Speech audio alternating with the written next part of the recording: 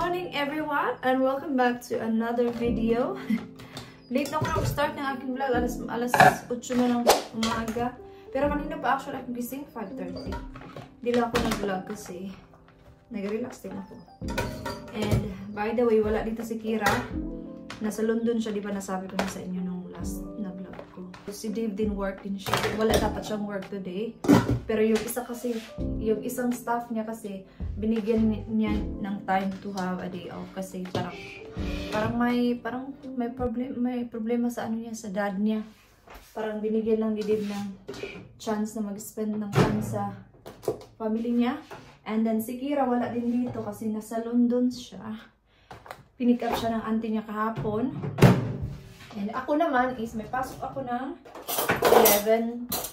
from 11 to 4 dapat yung work ko talaga. Pero hindi ko kasi nabasa yung mga messages kagabi sa aking work sa group chat namin na yung isa hindi makakapasok today kasi may nagka-problema sa anak niya. Parang kailangan munta ng hospital kagabi. Kaya hindi siya makapag-work. So, yung isa naming team leader yung mag-work today. And then, so dapat nga matatapos ako ng 4. So, ngayon is matatapos na ako ng 5:30. Kasi, parang extra hours ba? Kasi nga, nakulangan kami ng staff. And, nag-prepare ako ngayon ng aking kakaining lunch. Dapat wala akong lunch kung matatapos ako ng 4. But, 5:30 ako matatapos. So, mayroon akong lunch today. And it smells so good kasi kagabi, nag-take away kasi kami. Kaya, maraming sobra. Kaya sabi ni Dave, magdala ka na lang ng lunch mo. Dalhin mo na lang yung kagabi kasi marami pa. Sarap pa naman ito guys. Nag-Indian food kami kagabi. Mamayang gabi siya yung magawa ng dinner namin kasi siya yung maunang umuwi. Nandito na siya ng mga 2. So, siya daw yung gagawa ng dinner. Okay, so sold na yung aking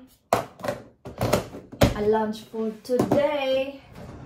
So, si Kira bukas pa yun siya uuwi. Susunduin namin siya halfway. And then, baka pupunta din ako bukas sa Indian shop kasi kailangan kong bumili ng...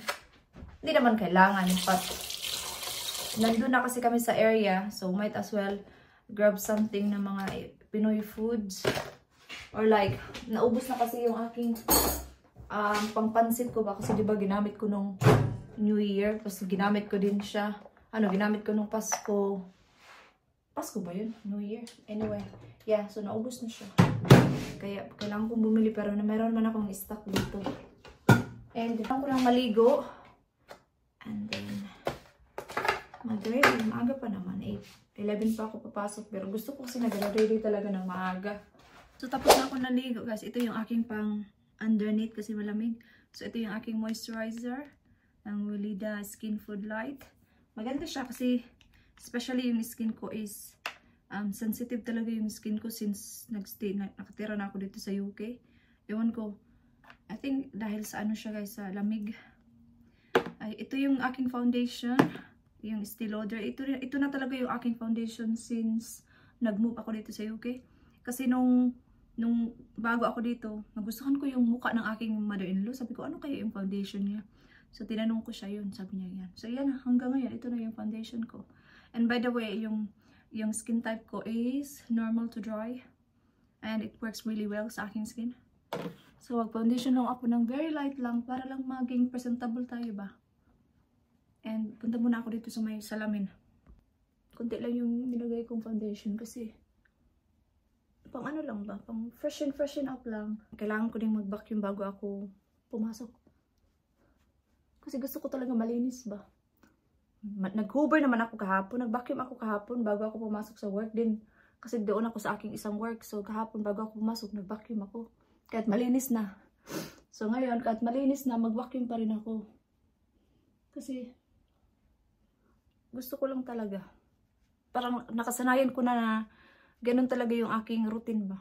Malamig na siya kasi kahapon nag-iba yung weather. So next week daw medyo malamig na talaga siya kasi 'di ba January na. Yung winter talaga dito sa UK is Feb. Yun talaga yung malamig na month. And yeah.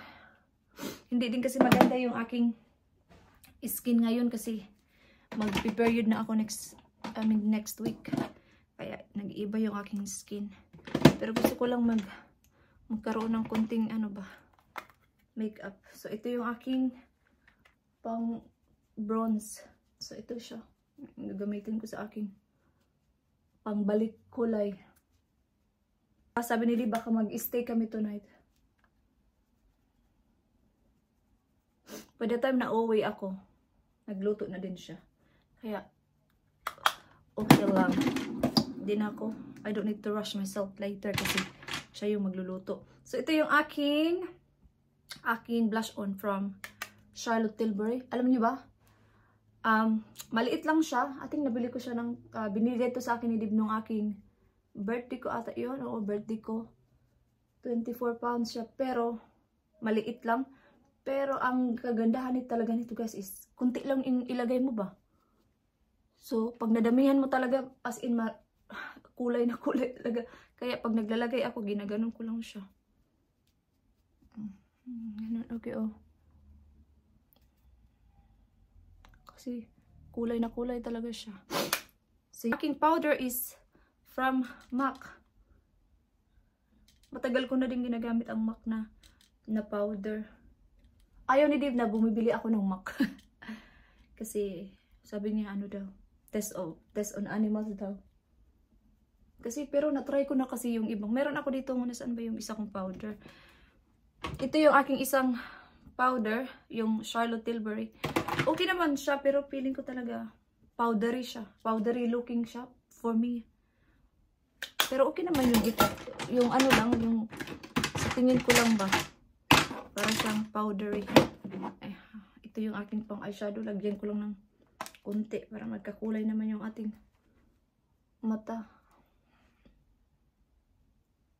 I'm not fussy about my makeup today. Basta magka-makeup lang ako, okay na. Kasi sa work lang naman ako.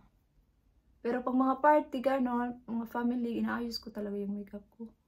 Ngayon kasi parang madalian lang to. Parang magkakulay-kulay lang tayo, no? Tapos maglagay ako ng kunting I think mag-mascara. Yeah, so nag-lipstick ako kahit hindi pa ako kumain. Kasi gusto ko lang mag-lipstick. Tapos mag-lipstick na naman ako mamaya. So ito yung aking eyeliner. Naglalagay ako ng eyeliner. Very kunti. So ito is from MAC. Matagal na to sa akin. Hindi pa siya naubos. Yeah, so maglagay lang ako dito sa waterline. Iwan ko kung magkikilay ako. Ayun lang ba? Kailangan ko na din bumili ng isang ganito. Yeah, ginaganon ko lang ba? So yes, tapos na ako nag-makeup. Mamaya na ako mag-ano na aking buhok. Padry ko lang muna siya. Kasi ayaw ko nga mag-hair fall. Punasan ko muna yung aking salamin kasi blurred. Sige, anong oras na ba? 9 pa lang. Meron pa akong 2 hours. So, mag-relax lang muna ako. And then, maybe an hour mga an hour is kakain ako. And then, mag-vacuum ako ng sahig. See here, relax lang muna tayo, no? Well, maya pa yung pasok natin. So, on the way na ako ngayon sa work. Kaya pupunta muna ako sa Morrison. Bili lang ako ng donut. Pang kain-kain mamaya. So, yeah. Diyan lang yung Morrison. So, nandito na ako ngayon sa CR. So, magka-clock in ako in a minute. Tapos, bababa na. So, anong oras na ba? 10:50 pa lang. So, ito yung aking jacket. So, isusuot ko yan. Tanggalin ko na to. Ang lamig na talaga sa labas. Iba na yung hangin. So, yeah. I will see you pag mag-lunch ako mamaya. Mga 2 ata ako magla-lunch. So, yeah. Ko na guys. Ito na yung aking rice at saka yung chicken from last night. Pauwi na ko guys. 5:20 pa lang. Grabe ang lamig.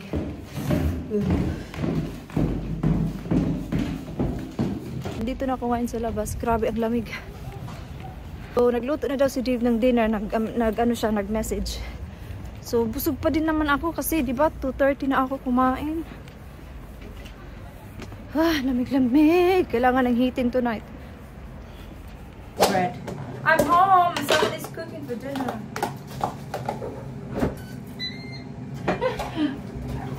But you know what I did? This chicken. That'll be me. Last night, that chicken, I didn't realize that chicken was spicy. That chicken's nice. It is spicy, dude. Yeah, I enjoy that. Yeah. Mark went to Morrison to get some chicken. Because he can't decide what to have. I said, why did you go get some cooked chicken? He went to Morrison. But you know what? Chicken in Morrison, like in late afternoon, it's dry. He said it's dry. Mga 5 minutes, kain na kami. Busog pa naman ako, pero kakain ako. Kasi nagluto siya. Enjoy na enjoy si Kira sa London. Mag-insert ako ng picture. Kumain sila bago sila pumunta sa show. Diba ko, anong oras namin kukunin bukas, baka mga lunch time. Oh, you did not cut this one there? Oh, look, listen.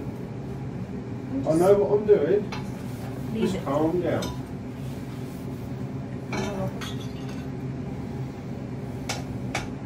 The dinner looks yummy. Dami naman ito guys, pero masarap to.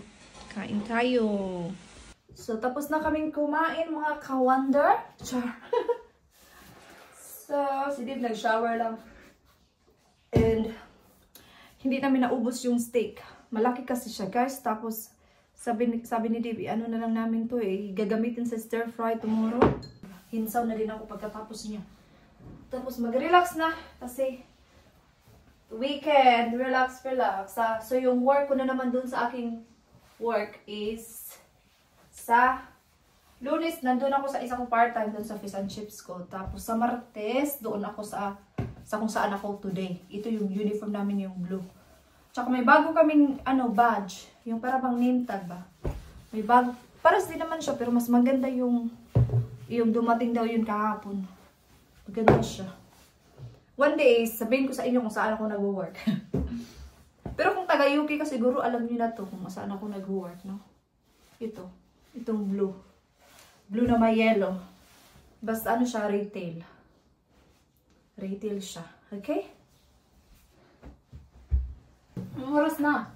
Maaga pa, 6 pa lang, no? Pero tapos na kaming kumain. Iba talaga pag-organize. Nakapaghugas na rin ako, wala. Kami lang naman din ni Dib yung kumain kasi nga wala si Kira, diba? Alam niyo ba, pag nandun si Kira sa auntie niya, na-happy din kami kasi syempre yun, nag-i-spend time din siya sa kanyang auntie. At saka, thankful din kami kasi yung auntie niya ba, nag-i-spend time din sa kanya. Parang, masarap lang sa pakiramdam na mayroong tao na yung bang mahal na mahal yung anak mo. Ganun, iba pala talaga sa feeling mo pag nanay ka na ba. Tapos may ganyang tao, so may ganyang sa anak mo. Solo din naman talaga kasi si Kira, guys. Nag-iisa lang siyang apo ba? Nag-iisang bata lang talaga siya sa pamilya dito sa pamilya ko sa UK. Isa lang siya. Kaya parang special talaga siya. And na-experience din niya yung mga ganyan sa London kasi tagal-tagal roon yung auntie niya. And bukas pa namin yun siya kukunin. Iba din kasi ang bahay. Iba yung pag kami lang dalawa ni Dib dito ba, tahimik. Kasi parang wala yung maingay. Pero good din para kay Kira, para maka-spend time din siya sa auntie niya. And na yung silang dalawa lang talaga ba. Kaya yun. So ibabad ko lang yung aming sink. Ibabad ko sa bleach. Kasi diba, binababad ko yung sink bago ako matulog. Para ma-disinfect.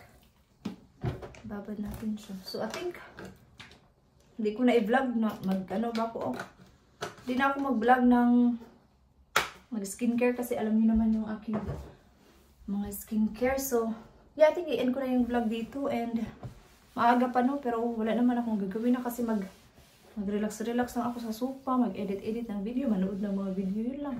So yeah, so thank you so much guys for watching. Pero yung vlog na to, hindi talaga to parang whole na ginawa ko. Yung pagpasok ko lang sa work and Ngayon na nakauwi na. Ganito lang yung vlog na to. Very, straightforward. Walang vlog sa labas. But bukas, try kong mag-vlog bukas kasi, diba, pupunta kami doon sa Indian shop kasi bibili ako ng ibang Pinoy na pwede kong mabili. Hindi naman marami kasi diba pumunta na kami doon sa Brighton ng New Year. So, hindi ko na kailangan ng maraming Pinoy na foods. So, yeah. So, thanks so much guys for watching and I hope to see you guys in my next vlog.